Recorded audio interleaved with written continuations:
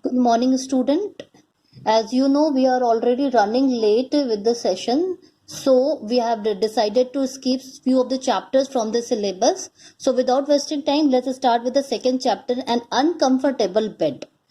The author of this book, of this chapter is Gertrude Maupassant.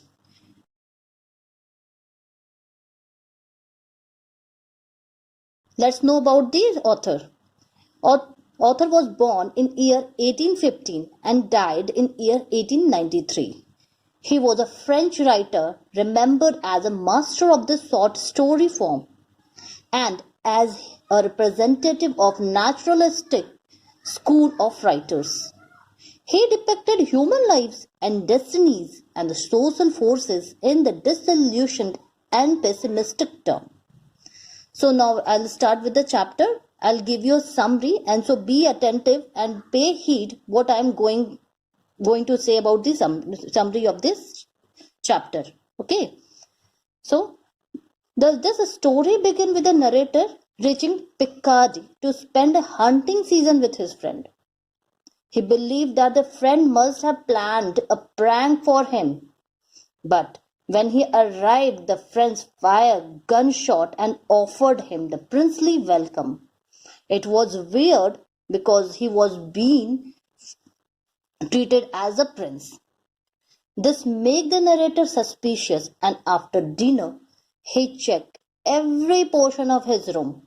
Narrator takes such overt precaution that he even relocated the position of his bed, but still he couldn't find anything. He was looking everywhere, walls, ceilings, bed, everything, everywhere. He was just looking at, is anything, something wrong with it, anything, or he's going to get into any problem or mischief so that his friend should get the opportunity to laugh at him. But narrator, now moving forward, at the last, when he found nothing, he decided to take his bed down. He never slept on the divan, and he put his bed down and slept on it. However, in the morning, the narrator got up with a noise, feeling of the weight falling on him. The person who has come to serve this morning tea fell on him, and the tea spilled on the face of narrator. The joke which was not even planned, the thing which was not even planned, that has happened to him by his own mistake. So thing is that when you go in the overthinking, you will have the problem, you will create the problem for yourself only. So I will only deal with the first page and the second page till here only. Okay. So be careful and listen what I am going to deal with the paragraph wise. So narrator here is saying that he went with his friends in the chateau, which is located in Picardy. Picardy is a place in the France, northern France. He's telling his friend, including himself, is always involved in a practical joke. Practical joke means prank. They are playing a prank over one another each and every time when they are together. Okay. As soon as narrator arrived, he was embraced. Embraced means he was hugged by everyone, which was a little weird because this princely welcome was given by his friend to him only. And along with that, with the fire of the rifles, his friend gave him princely welcome, and it was totally unexpected by the narrator. They all were paying much heed on narrator.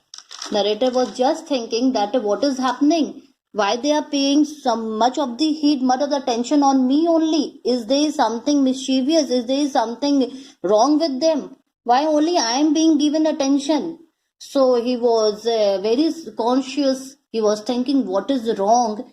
So, and it was really weird for the narrator that at the time of the dinner, the whole environment was full of the mirth. Mirth means laughter. Okay. The whole environment when they were having dinner, the full environment was indulged in the mirth. All they were laughing, and that also without reason. There was no solid reason of the laughter and or anything, but they all were indulged in that, and this things that created a suspicious in the narrator's mind. Now moving to the next page here. He was so cautious that he even didn't believe the servant also who was serving there to them dinner.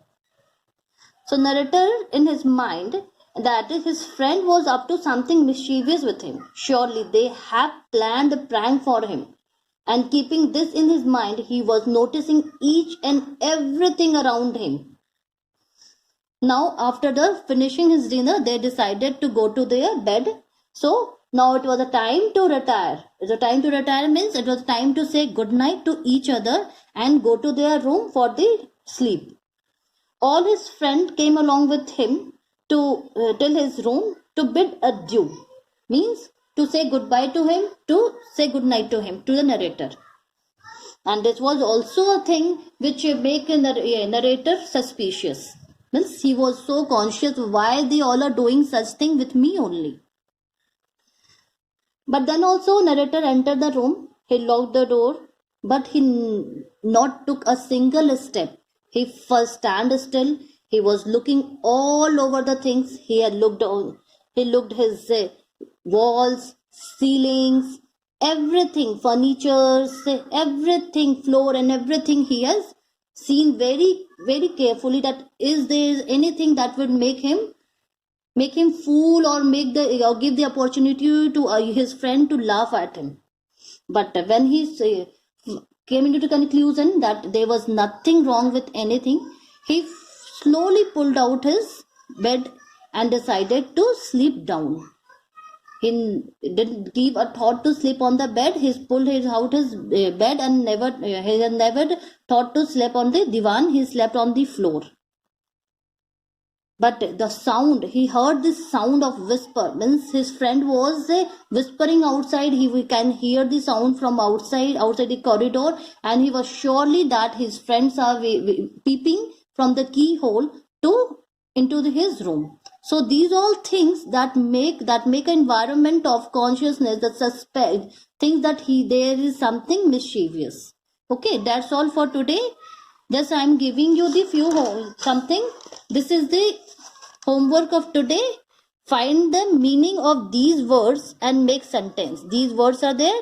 Find the meaning of it, and you have to just